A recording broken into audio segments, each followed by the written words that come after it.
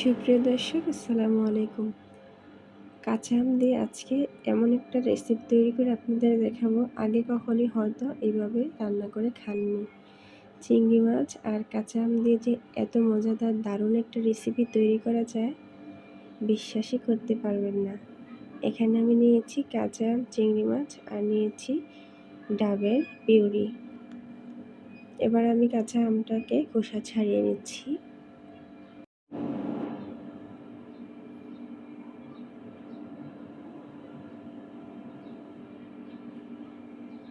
যেহেতু আমগুলো অনেক টক, তার জন্য আমি 2টা আম নেব।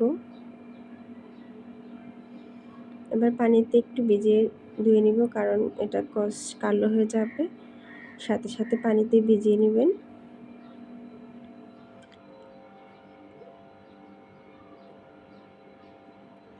চিংড়ি মাছগুলো এবার পরিষ্কার করে নেব।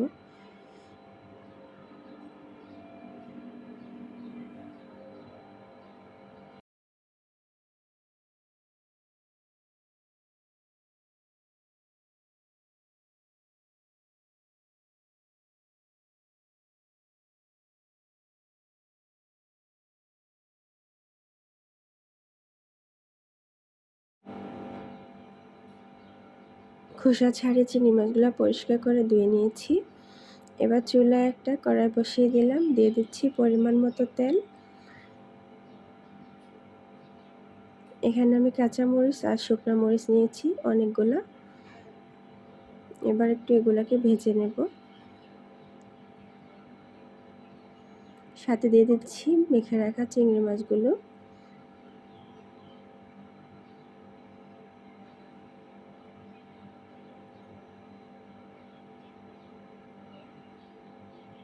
এই কাঁচা আম দিয়ে চিংড়ি মাছের চাটনিটা যে এত মজার হয়, বাসায় তৈরি করে না খেলে আপনারা বুঝতেই পারবেন না। তাই বলছি, অবশ্যই বাসায় একবার হলেও ট্রাই করে দেখবেন, অনেক বেশি ভালো লাগবে। আর আমার এই রেসিপিটি যদি আপনাদের কাছে ভালো লেগে থাকে, প্লিজ চ্যানেলটা সাবস্ক্রাইব করে পাশেই থাকবেন। আর এরকম নিত্য নতুন ভিডিও পেতে আমার চ্যানেলের সাথেই থাকুন। এবার দিয়ে দিচ্ছি পেঁয়াজ আর রসুন। এখানে আস্ত রসুন নিয়েছি একটা, আর মোটা মোটা করে পেঁয়াজ কেটে নিয়েছি বেশ কয়েকটা।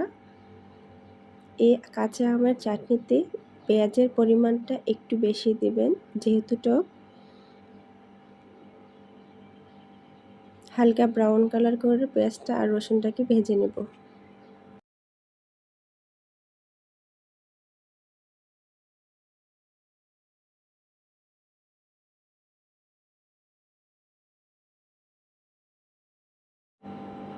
এই তো ব্রাউন কালার হয়ে গেছে, এবার উঠিয়ে নেব।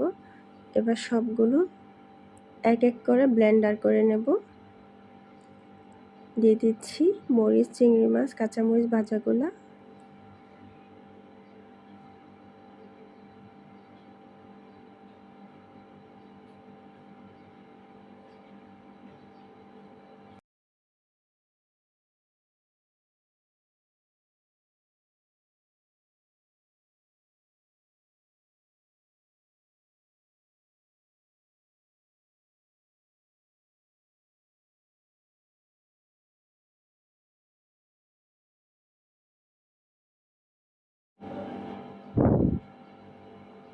সাথে কচি ডাবের শাঁসটাকেও ব্লেন্ডার করে নিচ্ছি।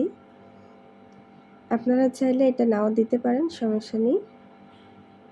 এবার চুলায় কড়া বসিয়ে দিলাম আবারও। দিয়ে দিচ্ছি পরিমাণ মতো তেল। দিয়ে দিচ্ছি 2টো তেজপাতা, হাফ চা চামচ সরিষা,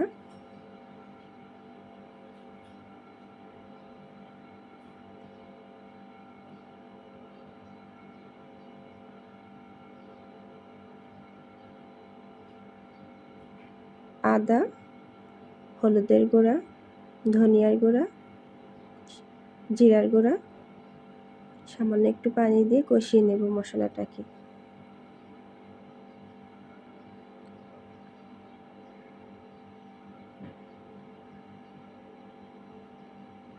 এবার দিয়ে দিচ্ছি কাঁচা আমের পেস্ট, মরিচ, চিংড়ি মাছ বেটে রাখা এটা,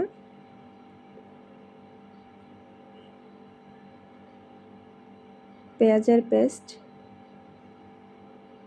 দিয়ে আরও কিছুক্ষণ কষিয়ে নেব।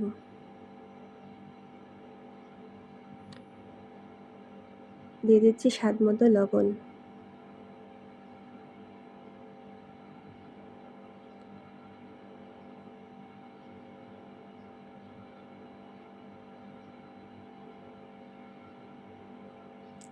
এই চাটনিটা সাদা ভাত বা পোলাওয়ের সাথে অনেক বেশি মজা হয়।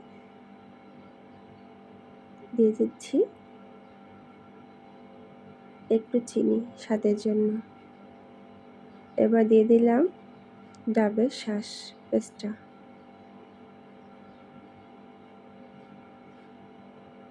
সবশেষে দিয়ে দিচ্ছি ধনেপাতা। ধন্যবাদ সবাইকে।